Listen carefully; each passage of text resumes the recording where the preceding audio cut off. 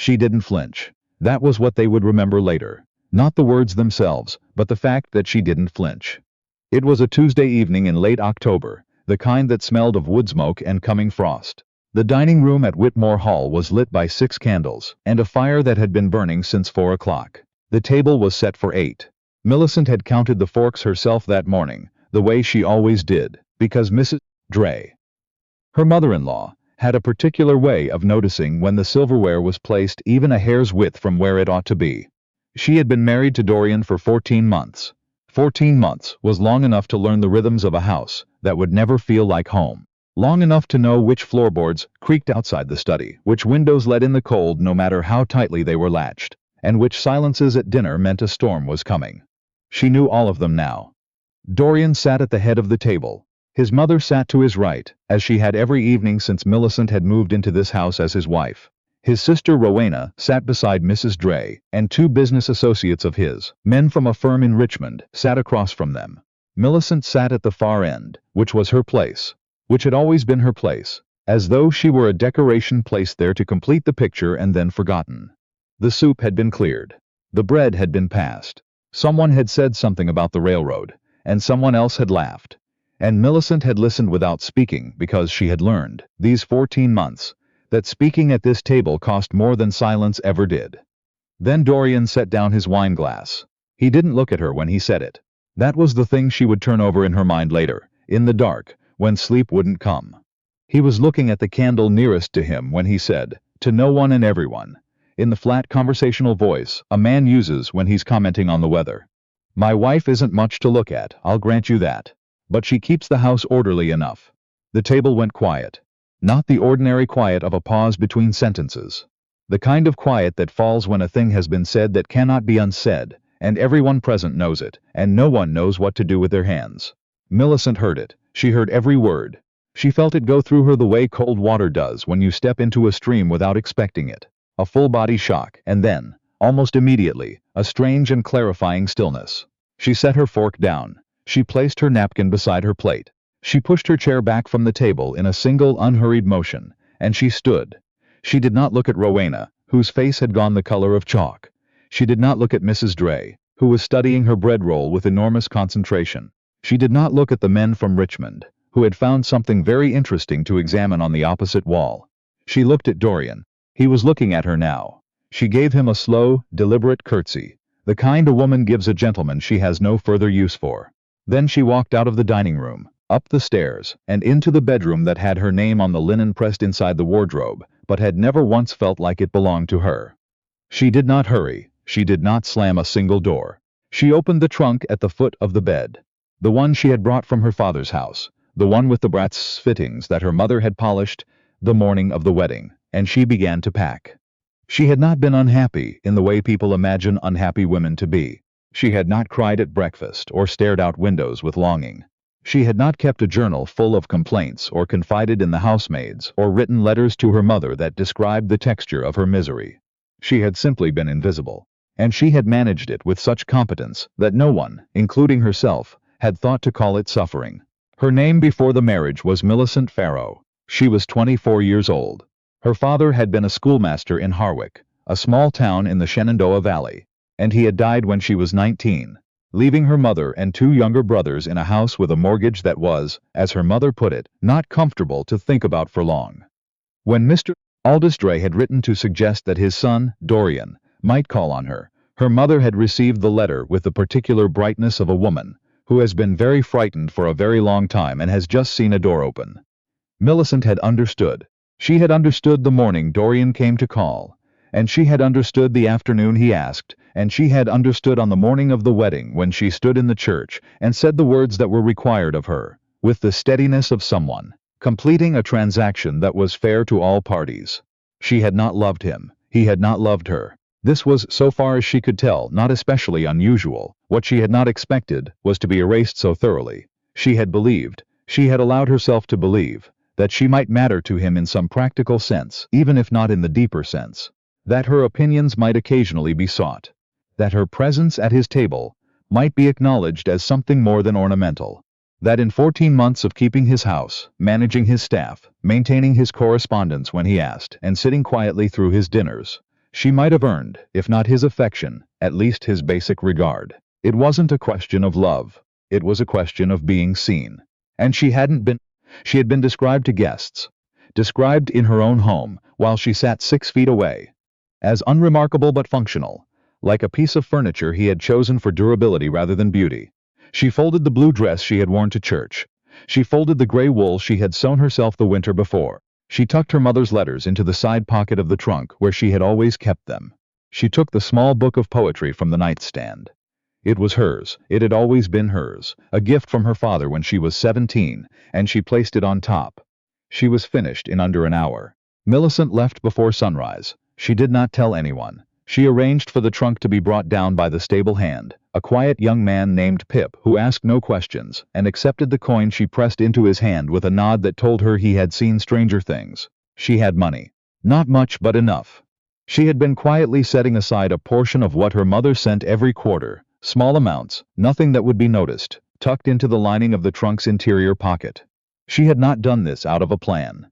She had done it the way women in uncertain situations often do things, without a fixed intention, driven by something older and more instinctive than strategy. She took the stage to Calder's Crossing. She did not know anyone there, which was precisely why she had chosen it. She had heard of it from a letter her father had kept.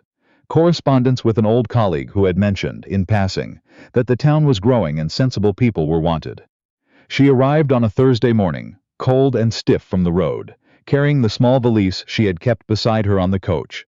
The town was modest. A main street, a church, a mill, a post office, and the particular quality of quietness that belongs to places where people are occupied rather than idle. She found lodging at a boarding house run by a widow named Mrs. Callum. The room was small and clean, and had a window that looked out over a kitchen garden, and when Millicent sat on the edge of the narrow bed that first afternoon and looked at it, the dormant earth, the bare bean poles, the neat rows of something that would grow again in spring, she felt, for the first time in 14 months, as though she could breathe. She did not cry. She had expected to. She had been prepared for it, had told herself it was reasonable and would pass, but it didn't come. What came instead was something quieter, a loosening, as if something had been wound very tightly inside her chest for a very long time and had only now, in this plain room with its plain window, been given permission to let go. She slept for 10 hours. By the second week, she had found work. There was a land surveyor's office on the main street, a Mr. Crane and his partner, a Mr. Alderman, that had placed a notice in the window asking for someone who could copy documents, keep records, and write a clear hand. Millicent had presented herself on a Monday morning, laid out her qualifications without apology, and waited. Mr. Alderman had looked at her over his spectacles for a long moment. "You've done this kind of work before?" he asked. "My father was a schoolmaster," she said. "I kept his records from the time I was 15. I'm familiar with land deeds, correspondence, and ledger organization. Your husband permits this?" She had been prepared for this question too. "I am between situations," she said, which was not a lie. He had hired her. The work suited her. It was quiet and precise, and it required attention rather than performance. She learned the particular vocabulary of property lines and deed registration and boundary disputes, and she was good at it. Better, she suspected, than she had been allowed to demonstrate at anything in the last 14 months. Mr. Alderman noticed. He was not a man who gave compliments freely, but he had, after 3 weeks, begun leaving her the more complex correspondence without being asked. She was useful here. She was visible here. Not as a wife or a daughter or a decoration at the end of a table, but as a person who could do a thing and do it well. It was a strange feeling. She kept waiting for it to stop. Dorian's letter arrived on a Friday, 5 weeks after she had left. It was brought by the postboy and handed to her by Mrs. Callum, who had the delicacy not to comment on the wax seal. Millicent took it upstairs and sat by the kitchen garden window and read it. It was not what she had expected. She had expected anger. She had been braced for anger, the cold, formal kind that men produce when they feel they have been embarrassed in their own homes. She had been prepared for demands, ultimatums, the language of legal obligation and marital duty. What she got instead was something she didn't know what to do with. "Millicent," it began. "Not Mrs. Dray. Not my wife, just her name. I have spent 5 weeks trying to decide what to say to you, and I find I am no closer to knowing than I was the morning I woke and discovered you gone. I am not writing to ask you to return. I am writing because what I said at that table was wrong. Not impolitic, not poorly timed. Wrong. And I have been sitting with that knowledge every day since, which is, I understand, considerably less time than you sat with the thing itself. She read it 3 times. She put it on the windowsill. She looked at the kitchen garden. She picked it up and read it again. Dorian Whitmore had, in 14 months of marriage, never once said the word wrong about himself in her presence. She had come to believe, in the way that people come to believe the conditions they live inside, that he was not capable of it. She put the letter away. She went downstairs and ate her supper, and helped Mrs. Callum clear the dishes, and when she came back upstairs she did not take it out again. She left it, on the windowsill, where it sat in the particular way of things that are waiting. He came himself 3 weeks later. She saw him from the office window. He was standing on the opposite side of the street, looking at the building with an expression she recognized. The expression of a man who has been certain of something for a very long time, and has recently had occasion to reconsider. He was wearing the brown coat he always wore in autumn. He was not carrying his hat. She watched him for a moment. Then she went back to the deed she was copying. He came in 20 minutes later. Mr. Alderman looked up. Millicent did not. "I'm looking for Mrs. Whitmore," Dorian said. His voice was careful. The voice of someone who has rehearsed something and is choosing at the last moment not to use it. "She's occupied," Mr. Alderman said, with the mildness of a man who has noticed more than he lets on and has formed his own opinion about it. Millicent set down her pen. "It's all right, Mr. Alderman." She stood and came around this desk and looked at her husband, who was standing in a land surveyor's office in Calder's Crossing with no hat and an expression she had never seen on his face before. Something had been worn away. The habitual composure, the social polish, the careful management of everything he showed the world. It was still there, but there were cracks in it now, and through the cracks she could see something else. A man who had spent 8 weeks realizing what he had done and what he had failed to do, and what the difference was between those two things. "I'm not here to ask you to come back," he said. The same words as the letter, as if he was making sure they remained true even spoken out loud. "Then what are you here for?" she asked. He was quiet for a moment. "I think," he said slowly, "I wanted you to know that I understand what happened at that table, not what I said, what I did. For a long time before that." She crossed her arms. Not in anger, in the deliberate steadiness of a woman who has had 8 weeks to think about what she wants and what she doesn't. "That's a reasonable thing to understand," she said. "Is it too late?" She looked at him for a long time. She thought about the blue dress she had folded in the dark. She thought about the kitchen garden. She thought about Mr. Alderman leaving the complex correspondence on her desk without being asked. "I don't know yet," she said, "but I will tell you this. If I come back, if it will not be to the same arrangement." "No," he said, "it won't be. I'll need to know that I am seen, not sometimes, not when it's convenient. As a matter of course, yes. And your mother." He stopped her with a small, particular gesture, not dismissive, but the gesture of a man who has already had this conversation with himself many times. "My mother," he said, "has had a great deal to think about these past weeks. She has expressed a wish to speak with you herself, if you would permit it." Millicent thought about Rowena's chalk-colored face. She thought about Mrs. Dray's intense study of her bread roll. She thought about the silence that had fallen over that table, and what it would take, and what it would mean, for that silence to be made into something else. "I'll think about it," she said. She went back to the boarding house that evening and sat at the kitchen garden window for a long time after supper. The garden was bare. It had been bare since she arrived. But Mrs. Callum had told her, in the matter-of-fact way of a woman who has watched things die and come back and die again many times over, that there were bulbs planted below the surface, tulips. Red ones, she thought, though she'd put them in years ago and couldn't quite remember. They would come in April. Millicent thought about April. She thought about what it would mean to still be here in April, and what it would mean to be somewhere else.